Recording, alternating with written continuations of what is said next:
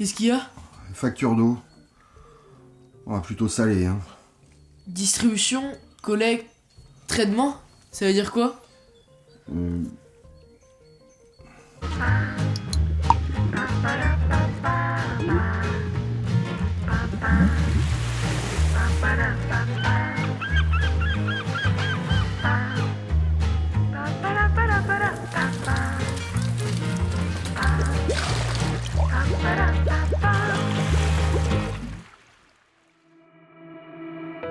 Nous avons pu voir que la Bretagne est totalement dépendante des pluies pour alimenter ses rivières. C'est à partir de ces milieux qu'est très majoritairement produite notre eau potable. Mais comment le quotidien des Bretonnes et des Bretons permet de conserver une eau de qualité? Faisons tout d'abord le point avec Mélissa Chaplin, animatrice pour l'association Eau et Rivières de Bretagne, pour nous situer dans le cycle de l'eau. Le cycle naturel de l'eau est constitué de différents éléments. Donc il y a les nuages, la pluie, les rivières, la mer, les nappes d'eau souterraines. L'usage de cette ressource par les hommes pour la rendre potable et la traiter après utilisation est nommé le cycle domestique de l'eau. Ce cycle de l'eau domestique comprend deux parcours, le parcours de l'eau potable et le parcours de traitement des eaux usées. Ces deux parcours sont constitués de différentes étapes.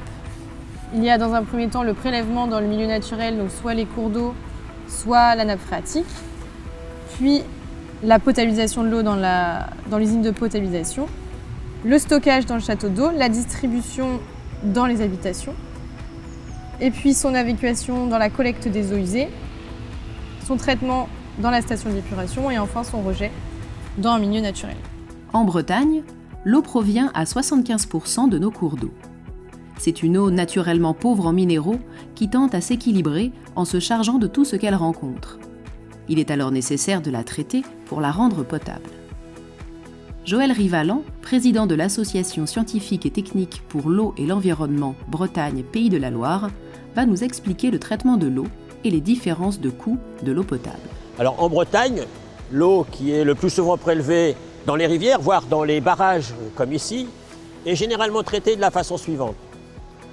À l'arrivée à l'usine de traitement, on commence par éliminer les éléments les plus grossiers, les feuilles, les branches par exemple, en passant l'eau sur un dégrillage.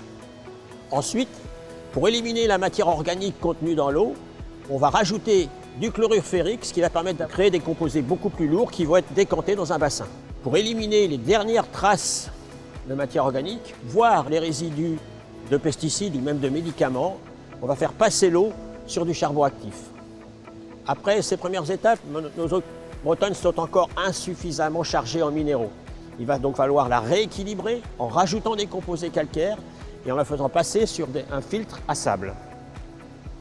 Un traitement final à l'ozone et au chlore va permettre d'éliminer la totalité des bactéries et des virus avant la distribution. Et en plus, l'intérêt du chlore, c'est de permettre de garantir la sécurité sanitaire tout le long du réseau de distribution. Après toutes ces étapes, eh bien, l'eau, elle est parfaitement potable, elle est conforme à la réglementation. On peut donc la distribuer et la consommer en toute sécurité, d'autant plus que c'est un des produits les plus surveillés et les plus contrôlés. C'est en partie le fonctionnement de ces usines qui impacte le prix de l'eau. En Bretagne, le prix de l'eau est soumis à deux spécificités. La première, c'est ce qu'on vient de voir, les usines de traitement souvent complexes et onéreuses. La seconde, c'est l'obligation d'avoir des réseaux très longs de distribution pour desservir l'ensemble de la population qui est dispersée sur le territoire. Sans oublier la nécessité de commencer à remplacer, à rénover les anciennes canalisations, surtout dans les centres-villes. À cela, au prix de la fourniture d'eau, s'ajoute le prix de son assainissement. Et ça, c'est un coût qui est parfois variable d'une collectivité à l'autre.